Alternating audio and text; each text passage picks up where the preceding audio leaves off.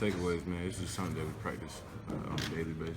You know, matching the hand when the quarterback's throwing the ball, returning it on the sideline every time we get the ball in our hands. And we just go attack the ball in practice whenever it's up in the air. We don't think it's the offense's ball whenever it's up in the air. It's a 50-50 game, and we can go get it just as well as they can.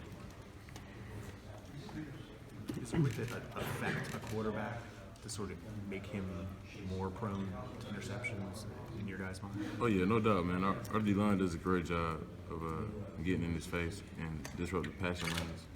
And you know, every time we blitz, we like to get in the quarterback's vision and disrupt his throws. And whenever you can do that, it makes it easier on the back end, so that the quarterback doesn't have a chance to throw perfect balls and fit in the tight squeezes. If he throws it and it's a little bit off, man, we're taking it to the house. Raekwon, how has Greg Schiano influenced the emphasis on taking the ball away from the opponent? Because it seems like there's been a big change this year since he's come aboard. Yeah, I mean, like I said, every day in practice, man, Coach Schiano starts always something that he implemented when he came here. He starts to practice off with the takeaway circuit. You know, strip sack, running from behind somebody and pushing the ball out, match the hand when the quarterback's throwing the ball. You know, when the ball's on the ground, diving in the proper way to secure the football when it's a fumble. I mean, that's just what we do to begin with every practice, and it's really showing up well during the season. Raekwon, is that the stat that you guys count on or focus on more than any other as a defense? Yeah, as a defense, man, when you're getting takeaways, you're impacting the game big time. You know, a defense that's just dominant and getting 3 and outs, it doesn't really change the game, because if they have the same defense that can do the same thing, it doesn't really change field position. But if you're taking the ball away and getting your offense in better field position, then you're changing the game. I know you closely consider Clemson during the recruiting process. Have you maintained any kind of relationship or any contact with the coaching staff at Clemson? Talk to those guys any? I mean, every now and then, at Christmas time, my birthday rolls around, they tell me happy birthday and tell me Merry Christmas or whatever. But, you know, we try to keep it at that. I'm here at Ohio State, and I give my all to this university, so don't really have time to worry about outside sources or anything like that. What do you remember about Clemson during the recruiting process? I mean, this is a great place to be. Everything about it.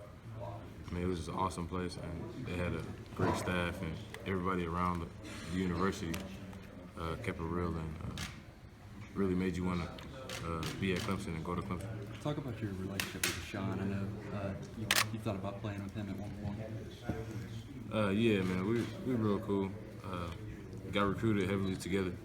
Came out the same year or whatever, and I mean, every time I visited Clemson, he was always there.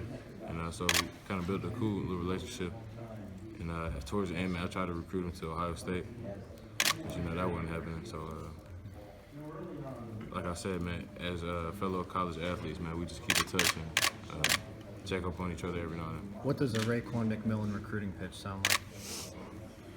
If you want to win and be a part of a great university, and you know, I'm gonna try to recruit the best athletes in the nation.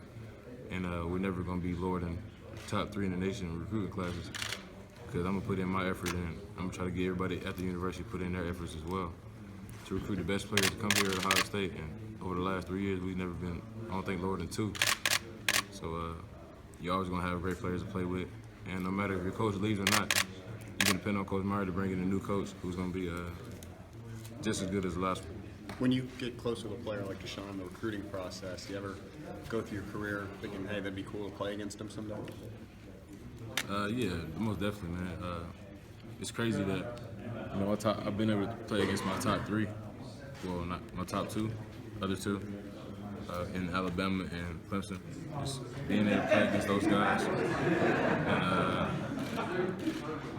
and just looking across the field and seeing some of the guys I got recruited with and some of the other coaches is an awesome feeling, because I get to experience that with them.